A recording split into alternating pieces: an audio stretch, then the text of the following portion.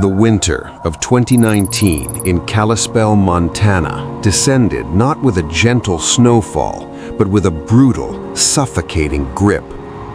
Temperatures plummeted to single digits, and the wind sheared across the Flathead Valley, carrying blinding sheets of white. For an outdoor-adapted cat named Fluffy, the deep snow had never been a prison. She knew the landscape. She knew the safe havens under porches and the warm drafts leaking from basement windows. But nature is entirely unforgiving of a single miscalculation. On a Tuesday afternoon, the wind shifted, bringing a whiteout blizzard that swallowed the neighborhood. Fluffy was out in the brush, navigating the drifts when the temperature crashed below zero. The snow stopped being a powdery blanket and turned into heavy, wet cement that rapidly froze. She tried to make it back to the house, pushing her small frame through the rising drifts, but the cold was absolute. It soaked through her thick fur, stealing the heat from her muscles. Exhausted, her movement slowed. She curled into a tight ball at the base of a snowbank near her home, instinctively trying to protect her vital organs. The snow continued to fall, burying her completely. Hours passed. The air temperature dropped to 8 degrees Fahrenheit.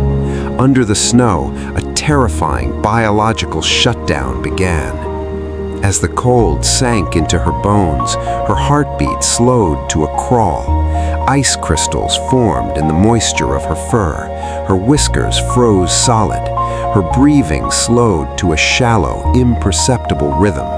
She was slipping into a state indistinguishable from death. The elements were slowly turning her into a solid block of ice. Early the next morning, the storm broke, leaving behind a silent, frozen world. Her owner stepped out into the biting cold to survey the yard. There was no sound, just the crunch of their boots on the icy crust.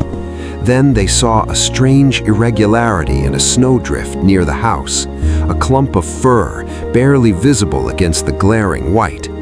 They dug frantically with their bare hands, tearing away the hard-packed ice. What they pulled from the snowbank did not look or feel like a living animal. Fluffy was frozen perfectly solid.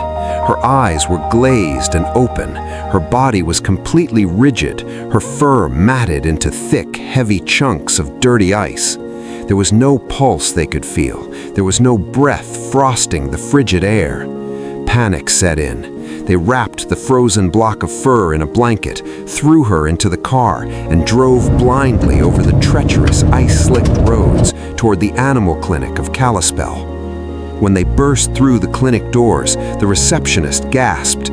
Dr. Jevon Clark stepped into the lobby and immediately rushed them into the trauma room. He took the cat from the owner's arms and felt the horrifying weight of her. She was stiff as a board. The medical team scrambled. They inserted a clinical thermometer to get a baseline core reading. The digital screen flashed an error. Fluffy's internal temperature was lower than 90 degrees Fahrenheit, the absolute minimum the hospital's thermometers could even register.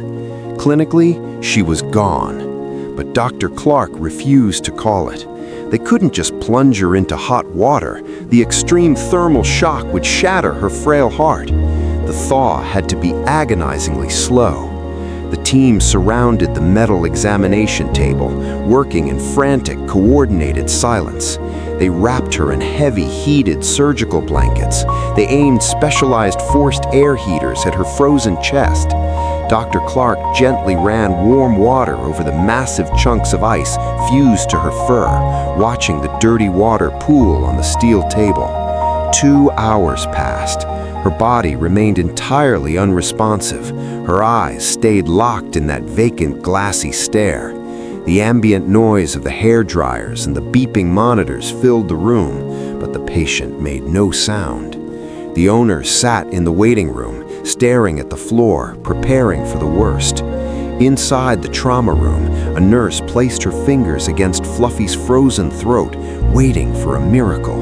Nothing. They moved her into a heated recovery cage, increasing the ambient temperature by a fraction of a degree. They waited. Another hour dragged by. The physical exhaustion in the room was palpable. They were fighting a ghost.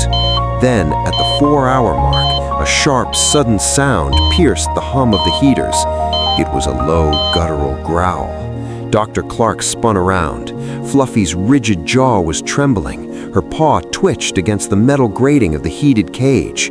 The ice had finally released its grip on her nervous system. Slowly, agonizingly, her chest began to rise and fall with deep, visible breaths. The team exhaled a collective shuddering breath.